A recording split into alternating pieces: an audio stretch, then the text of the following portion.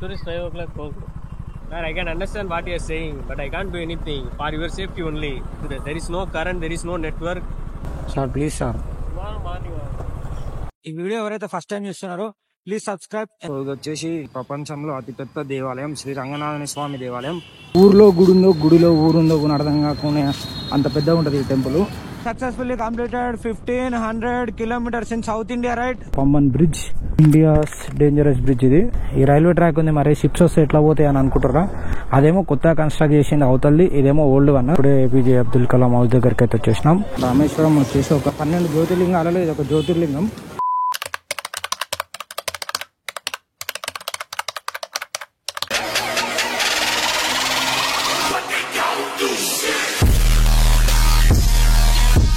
Hey hi hello guys, welcome back to my YouTube channel, welcome back to new video.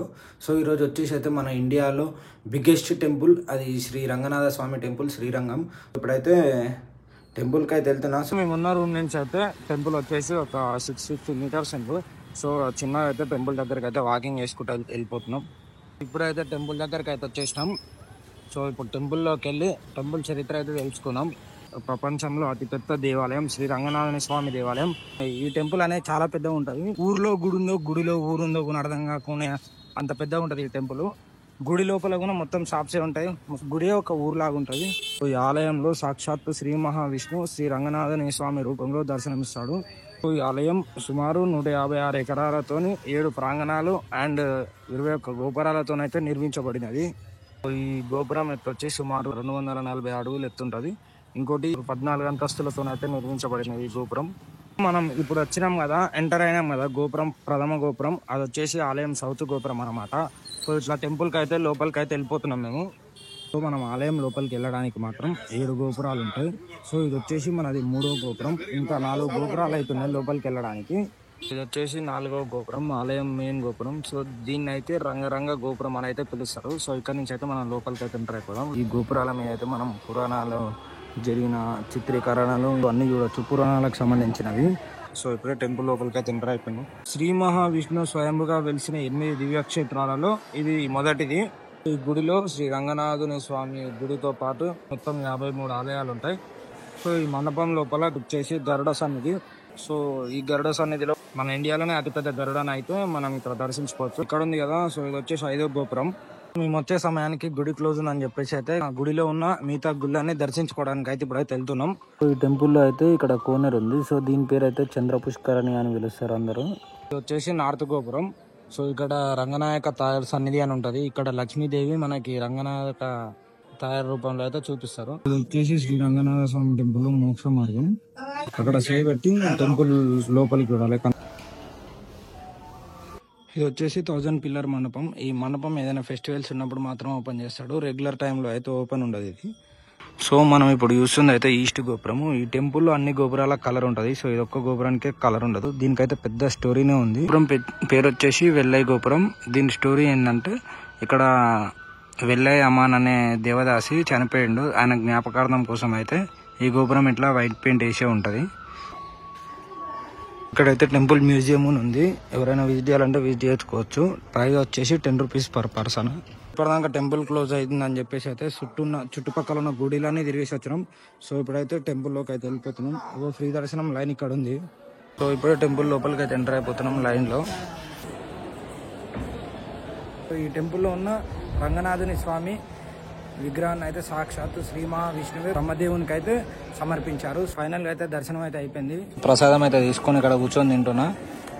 బయటకు కూడా వచ్చేసిన. దర్శనం అయితే చాలా అద్భుతంగా అయింది. 1 hour పట్టింది దర్శనం టైము. సో ఇప్పుడైతే బయటకి అయితే వెళ్ళిపోతున్నా. సో మేము స్టే చేసిన హోటల్ అయితే ఇది వచ్చేసి అర్మన్ టవర్స్. సో ఇందులో రూమ్ వచ్చేసి మాకు 600 పడ్డది. ఇదే వచ్చేసి అయితే రూమ్ అయితే ఓకే. చూడండి రూము. సో ఫైనల్గా అయితే శ్రీరంగపట్నం అయితే దర్శనం అయిపోయింది. సో ఇప్పుడైతే ఇక్కడ నుంచి మధురై అయితే వెళ్తున్నా. రూమ్ దగ్గరకు వచ్చేసిన. రూమ్ కూడా చూపించిన కదా. ఈ అడ్రస్కి వచ్చేసండి.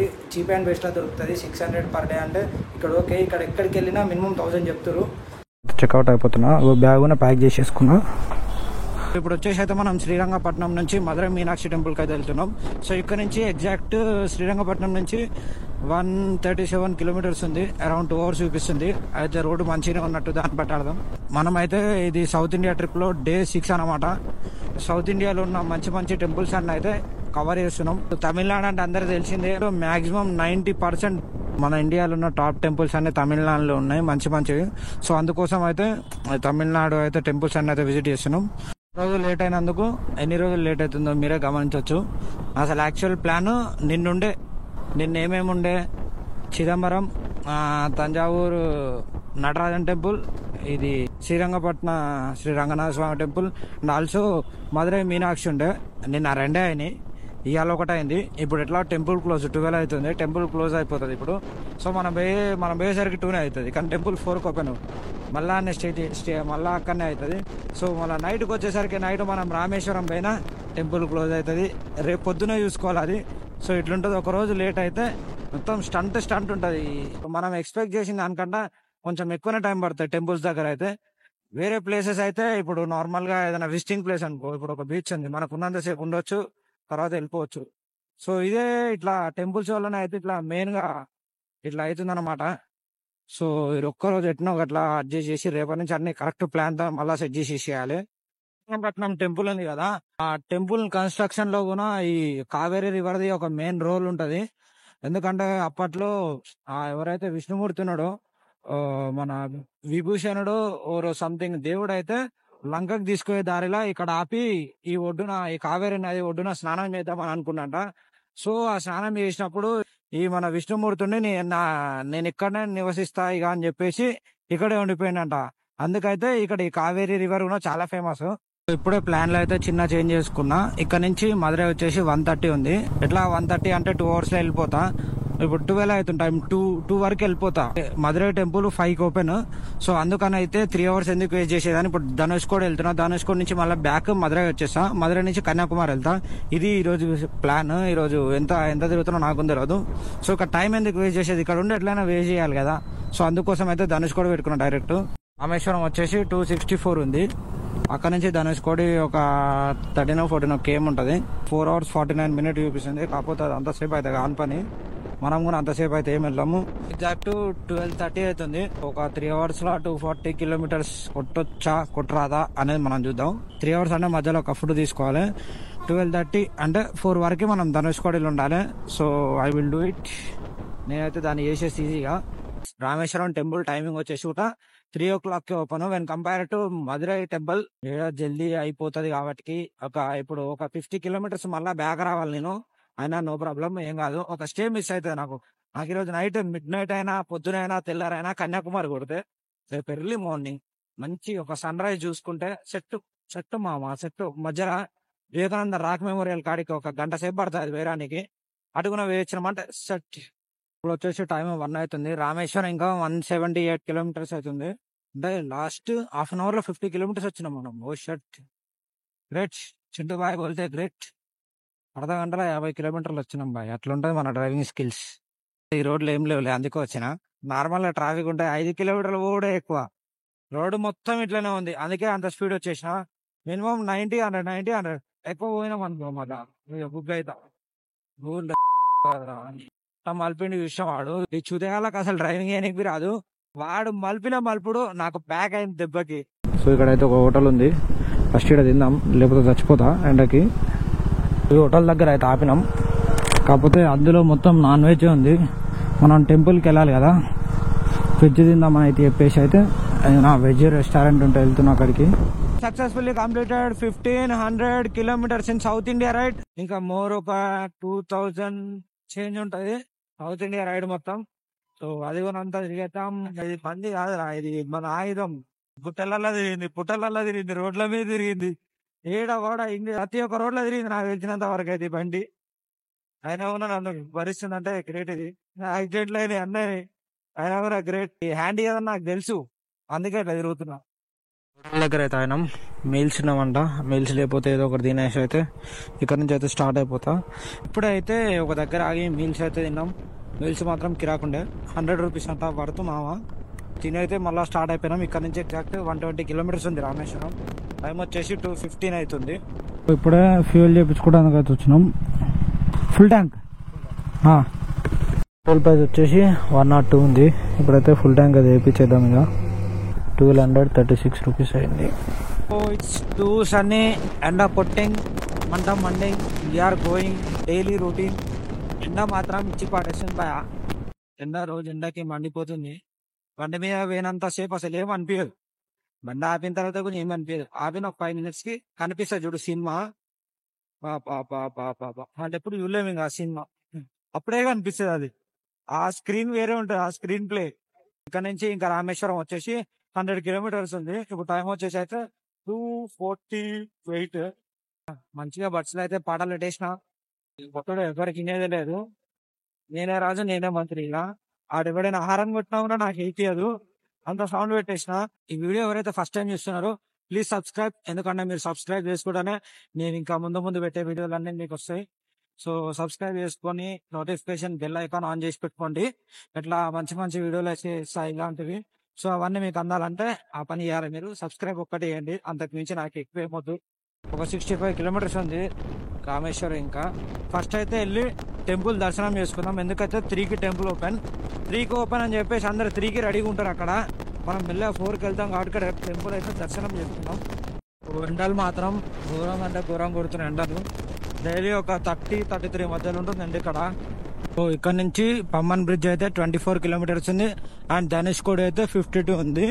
మనం places to visit in Rameswaram ఏంటంటి అంటే రామనాథ స్వామి టెంపుల్ ఒకటి, Pamban bridge and APJ Abdul Kalam house and memorial and also Dhanushkodi. ఈ 4 places అయితే మెయిన్ ప్లేసెస్. అండ్ ఇంకోటి అగ్నితీర్థం అనేది కూడా చాలా ఫేమస్ ఇక్కడ. రామేశ్వరం దగ్గరికి అయితే వచ్చేసినాం. సో ఇక్కడే ముందరనే పంబన్ బ్రిడ్జ్ అయితే ఉంటుంది. సో పంబన్ బ్రిడ్జ్ దగ్గరకు కూడా వెళ్తున్నా. పంబన్ బ్రిడ్జ్ దగ్గరికి వెళ్ళి ఇప్పుడు చూపిస్తాను. నెక్స్ట్ లెవెల్ అంటే నెక్స్ట్ లెవెల్ ఉంటుంది. ఇది మొత్తం చూడండి, ఇది సముద్రంలో కట్టింది railway track. Finally we're on Pamban bridge, India's dangerous and widest bridge. ఇది పెద్ద సముద్రం పైన ఒక 3 kilometers రైల్వే ట్రాక్ నిర్మించారు.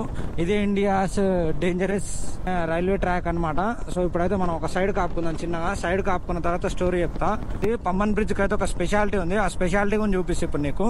సో మీకోసం అయితే వీడియో ఆపకుండా అక్కడ నుంచి బ్రిడ్జ్ స్టార్టింగ్ నుంచి ఎండింగ్ వరకు తీసుకుంటానే వస్తున్నా. ఇక్కడ కనిపిస్తుంది లెఫ్ట్ సైడ్ లో. ఇది వచ్చేసి పంబన్ బ్రిడ్జ్ ఒక స్పెషాలిటీ ఇప్పుడు చెప్తా. Pamban bridge India's dangerous bridge. ఇది ఇక్కడ ఏంటంటే ఇక్కడ బ్రిడ్జ్ ఉంది కదా, ఈ బ్రిడ్జ్ పైన రైల్వే ట్రాక్ ఉంది. ఈ రైల్వే ట్రాక్ ఉంది, మరి షిప్స్ వస్తే ఎట్లా పోతాయి అని అనుకుంటారా? షిప్స్ వచ్చినప్పుడు ఆ ట్రాక్ అనేది ఏంటంటే పైకి లేస్తుంది. అదేమో కొత్తగా కన్స్ట్రక్ట్ చేసింది అవుతుంది, ఇదేమో ఓల్డ్ వన్. ఇది ఓల్డ్ వన్ ఏంటంటే ఇట్లుంది కదా, ఇప్పుడు ఇట్లా పైకి లేస్తుంది. ఆ న్యూ వన్ ఉంది కదా, దానికి ఒక హైడ్రాలిక్ సిస్టమ్ ఇన్స్టాల్ చేసారు. దానికి అక్కడ ఉంది కదా, వీటి ఆఫీస్ ఏమో అక్కడ ఉంది. దాని ద్వారా హైడ్రాలిక్ ద్వారా అది ఇట్లా బ్రిడ్జ్ ఉంది కదా, ఇట్లా మొత్తం పైకి లేస్తుంది. ఇదే వచ్చేసి దీని స్పెషాలిటీ. పెద్ద షిప్స్ వచ్చినప్పుడే లేస్తుంది అది, చిన్న షిప్స్ వచ్చినప్పుడు అట్నే ఉంటుంది. పెద్ద పెద్ద షిప్స్ ఉంటాయి కదా, గూడ్స్ అవి ఇవి ట్రావెల్ చేసేవి, ఆ షిప్స్ వచ్చినప్పుడు అయితే అదైతే లేస్తుంది అనమాట. సో దాని నుంచి కూడా ఒకసారి నేను వెళ్తా ఎప్పుడైనా. సో అది మాత్రం నెక్స్ట్ లెవెల్ ఫీల్ ఉంటుంది. దాని నుంచి ట్రైన్ అయితే ఎంత చిన్నగా వెళ్తుంది తెలుసా, మస్తు అంటే మస్తు చిన్నగా వెళ్ళిపోతుంది. సో ఇది వచ్చేసి మెయిన్ అట్రాక్షన్ ఇక్కడ. ఇటు సైడ్ ఏమో ఇది అట్రాక్ట్ చేస్తుంది, అవతల సైడ్ చూపిస్తే ఇప్పుడు షిప్స్ అట్రాక్ట్ చేస్తున్నాయి. నెక్స్ట్ లెవెల్ ఉంది కదా ఇక్కడ. ఇది మా స్టోరీ పంబన్ బ్రిడ్జ్. ఇది ఎంతసేపు చెప్పినా నాకే పావంత తెలుసు. I will give you best content which I know. నాకు తెలిసిందే చెప్తా, తెలియదు నేను ఎడికెళ్ళి చెప్తా. చెప్పండి. అప్పుడు ఎప్పుడు వచ్చిన ఇడికి మళ్ళీ ఇప్పుడు వచ్చిన. ఆల్రెడీ మనం బాటమ్ ఆఫ్ ద ఇండియా ఉన్నాం కాబట్టి, వేరే bay of Bengal and Arabian sea కలిసే సమ్ ప్లేస్ కాబట్టి. సో ఇక్కడైతే కొంచెం వాటర్ అయితే ఎక్కువ ఉంటాయి. మన బైక్ చూడండి, ఇండియా టాప్కి వెళ్ళింది. సో ఇప్పుడు లాస్ట్ రోడ్ ఆఫ్ ఇండియాకు వెళ్తున్నాం. రేపు బాటమ్ ఆఫ్ ద ఇండియాకు వెళ్తున్నాం. సో మనది బైక్ అయితే కాశ్మీర్ టు కన్యాకుమారి రోడ్లన్నీ తిరిగిపోయింది. Look this small sexy beast. అది మన చిన్న సెక్సీ బీస్ట్, పెద్దది ఫ్యూచర్లో ఎప్పుడైనా కొందాం. అదొక సెక్సీయెస్ట్ బీచ్ నాకు తెలిసిన వాళ్ళల్లా, అది ఎవరికా లేదు. సో అట్లాంటి రాకెట్ అయితే మనం తీసుకుందాం ఫ్యూచర్లో. మస్తుంది లొకేషన్. ఇక్కడ చూడండి, మొత్తం కొబ్బరి చెట్లు విత్ సముద్రం and with ships, this side bridge. Crazy. ఇట్లాంటి కన్స్ట్రక్షన్లు అప్పట్లోనే చేసిరంటే మనోళ్ళు రత్తాలు చిందిచ్చారు. ఒక అప్పట్లోనే రత్తాలు చిందిచ్చారు. ఇది కన్స్ట్రక్ట్ చేసినోడు కానీ వాడు చాలా గొప్పోడు. ఒక అప్పట్లోనే మంచి మంచి ఇన్వెన్షన్స్ అయినాయి. ఇప్పట్లో అయితే మనం ఏం కావట్లేవు, అట్లా అయిపోయింది మన ఇండియా. ఒకప్పట్లోనే ఇట్లాంటివి వేసిరంటే ఇప్పుడు వాళ్ళుండి ఇంకెట్లాంటివి వేసేటోళ్ళు అసలు ఒకసారి ఎక్స్పెక్ట్ చేయండి. మళ్ళీ రిటర్న్లో ఇదే రూట్ నుంచి మనం వెళ్ళాలి. సో అప్పుడు కూడా మళ్ళీ అవుతా. ఇప్పుడైతే ఒక మంచి 360 షాట్ వేస్తా చూడండి.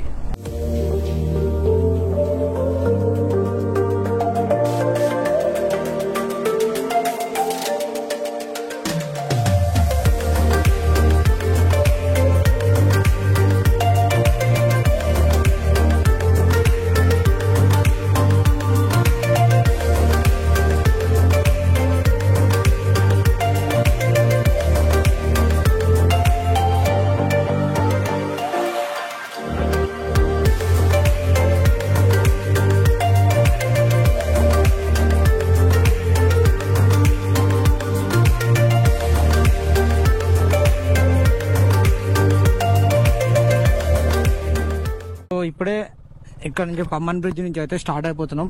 సో ఇప్పుడైతే టెంపుల్ దగ్గరికి అయితే వెళ్తా. ఫస్ట్ ఒకవేళ క్రౌడ్ ఎక్కువ ఉంది అనుకో ధనుష్కోడికి వెళ్ళి రిటర్న్లో నైట్ అయినా సరే టెంపుల్ చూసుకుంటా.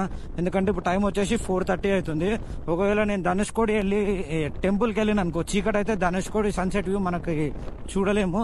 సో అందుకని అయితే టెంపుల్ దగ్గర వెళ్ళిన తర్వాత క్రౌడ్ బట్టి నేను ఏం చేయాలో ఏం చేస్తానో అప్పుడు చెప్తా. రామేశ్వరం 8 కిలోమీటర్స్ ఉంది. ఎదురుగా కనిపిస్తుంది కదా అదే అయితే టెంపుల్. ధనుష్కోడి ఇంకా రైల్వే స్టేషన్ రైట్ అంట. ఇదే రైట్ మరి ముందర రైట్ తెలియదు. సో ఒకసారి అయితే టెంపుల్ దగ్గరికి వెళ్దాం కదా. అది వెస్ట్ టవర్ అనమాట, అంటే వెస్ట్ గోపురం. సో మనం ఈస్ట్ గోపురం నుంచి అయితే టెంపుల్కి వెళ్ళాలి. అందరికి తెలిసిందే మ్యాక్సిమం టెంపుల్స్ అన్ని ఈస్ట్ గోపురం నుంచే వెళ్తాం. ఈస్ట్ గోపురం సైడ్ వచ్చేసినాం. ఇది వచ్చేసి ఈస్ట్ గోపురం. దర్శన్కి వెళ్ళి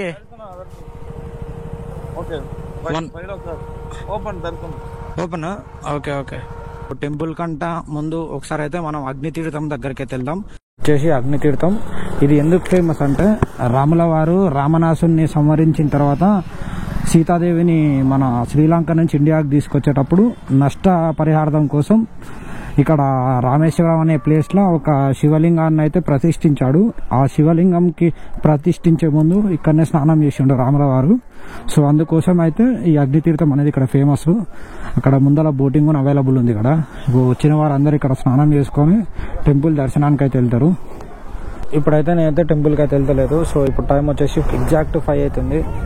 ఇక్కడ నుంచి అయితే వెళ్ళిపోతున్నా. నేనైతే ఫస్ట్ ధనుష్కోడి వెళ్దాం అనుకుంటున్నా. ఎందుకంటే చీకటి అయితే అక్కడ చూడనీకి అయితే ఉండదు. ఫస్ట్ అయితే అబ్దుల్ కలాం ఇంటికి హౌస్కి అయితే వెళ్తున్నా. సో అక్కడ నుంచి ధనుష్కోడికి అయితే వెళ్తా. చిన్న భయ్యా ఐఎమ్ హ్యాపీ టు విజిట్ ఒక సైంటిస్ట్ ఇంటికి వెళ్ళబోతున్నా. ఇప్పుడే ఏపీజే అబ్దుల్ కలాం హౌస్ దగ్గరికి అయితే వచ్చేసినాం. సో లోపలికి కెమెరా అలా ఉందో లేదో నాకైతే తెలియదు.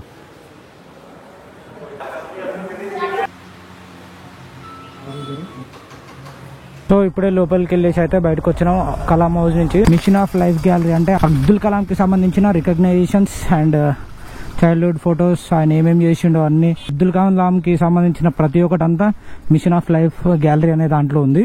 కలాం మార్కెట్ లో only shopping purpose Abdul Kalam బొమ్మలు and photos and some of the girls accessories ఉన్నాయి. హౌస్ ఆఫ్ అబ్దుల్ కలాం దగ్గర నుంచి అయితే వెళ్ళిపోతున్నాం. రామేశ్వరంలో ఒక నిరుపేద కుటుంబంలో జన్మించి ఆ స్థాయికి ఎదిగిండు. ఈరోజు ఆయన ఇంటిని, ఆయన పేరుని, ఆయన మెమోరియల్ని గుర్తించే వారు ఎంతో మంది ఉన్నారు. సో దాన్ని ఇప్పుడైతే మనం విజిట్ చేసినాం. ఇప్పుడైతే ఇక్కడ నుంచి ధనుష్కోడికి వెళ్తున్నాం. ధనుష్కోడికి ఎంత జల్దీ వెళ్తే అంత మంచిది. ఎందుకంటే సన్సెట్ టైం అయిపోయింది. చూడండి ఇక్కడ నుంచి ఒక 15 కిలోమీటర్స్ ఉంది ధనుష్కోడి. అందరికి తెలిసింది ధనుష్కోడి అంటే ఏందో, ఇండియాస్ లాస్ట్ రోడ్. దాని దగ్గరికి వెళ్ళిన తర్వాత దాని క్లియర్ స్టోరీ చెప్తా. అది ఏందో, ఎందుకు వచ్చిందో, ఎప్పుడు వచ్చిందో అంతా చెప్తా. Morning 6 open. Oh sir, within 5 minutes I will come. ಇಲ್ಲ sir, 25 kilometers. Bike no, we will come fast. We will go only for photos. Sir current ಇಲ್ಲ. No. That's not sir. We will go to Kanyakumari. Please sir, request. We came for ride, so we will go and took photos. Sir, I can understand what you are saying, but I can't do anything. For your safety only. 5 o'clock no, there is no current, there is no network. It's a forest. Please sir, we will return sir. Do anything, please come tomorrow morning 6 o'clock. Sir, 15 to 20 minutes sir. I will go and take photos of my bike. Please sir. No sir. Return back within 20 minutes sir. No, you have to get a permission from the police station. Please sir. No. I have to obey the superior order. See, I have to face the consequence if I allow you. I can't really do anything. Please. No way. High court order. I can't allow you. పంపిస్తలేరేంద్ర నాయన ఎంత request చేసినా. If I allow you, then everyone will ask why recording. Yeah, visiting time అయితే అయిపోయిందంట. ఎంత request చేసినా అసలు పంపిస్తలేడు.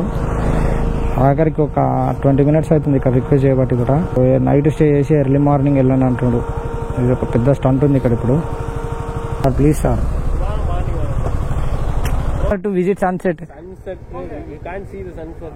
5 o'clock itself it is closed. I don't know sir. Please come tomorrow. ఎంత try చేసినా అయితే అస్సలకైతే అలో చేస్తలేరు. సో ఎర్లీ మార్నింగ్ చూసుకోమంటారు ఏమన్నా అంటే. నీ అవ్వ సో టెంపుల్కైనా విజిట్ అవుదాం ఇప్పుడు. సో దీనికోసం అని చెప్పేసి అయితే మధ్యలో మధురై టెంపులే స్కిప్ చేసిన, ధనుష్కోడికి వెళ్దామని. సో అది కూడా లాస్ అయిపోయింది, అంతా వేస్ట్ ఆఫ్ టైం అయిపోయింది ఈరోజు. ఇప్పుడైతే వెళ్ళి ఏదైనా రూమ్ తీసుకొని టెంపుల్ దర్శనం అయితే చేసుకొని ఎర్లీ మార్నింగ్ లేచి ధనుష్కోడికి అయితే వెళ్తా. ఒక రోజు అయితే మళ్ళీ వేస్ట్ అయిపోయింది నాకు. అప్పుడు తెలిసిన నేను పంబన్ బ్రిడ్జ్ కాడికి 4కి వచ్చిన, 4 కాదు 3:40కి ఏమి వచ్చిన, 5:40 దాకా ఈడనే తిరుగుతున్నా. నాకు తెలియదు, టైమింగ్స్ తెలియదు. వాడేమన్నా అంటే ఎంత రిక్వెస్ట్ చేసినా సరే పంపించలేదు. ఒకటే మాట అంటుండు, many visitors don't know the timings అని అంటుండు. సబ్బా దేవుడా అనుకున్నా. వాడు పంపిస్తాడు, ఇంకోటి పంపిస్తాడు, if I allow you I should allow all members అని అన్నాడు. ఈడొచ్చి ఉన్నది గురించి ఎడతెంగిండి దాన్ని. స్టంట్ అంటే స్టంట్ అయిపోయింది. రామేశ్వరంకి అయితే వచ్చేసి పంబన్ బ్రిడ్జ్ అయితే చూసుకున్నాం. సో టెంపుల్ దర్శనంకి ముందు ధనుష్కోడి వెళ్దామని చూస్తుంటే అయితే పోలీసు వాళ్ళు ఆఫ్టర్ 5 తర్వాత అయితే అలో లేదని చెప్పేసి అయితే ఆపేసారు. సో ఇక్కడ అయితే రూమ్ తీసుకున్నాం. సో ఎర్లీ మార్నింగ్ లేచి అయితే ధనుష్కోడి విజిట్ చేసుకొని ఇక్కడ నుంచి స్టార్ట్ అయిపోతాం. సో ఇది వచ్చేసి అయితే రూము, ఇది ఒక 700 పడ్డది కాస్ట్.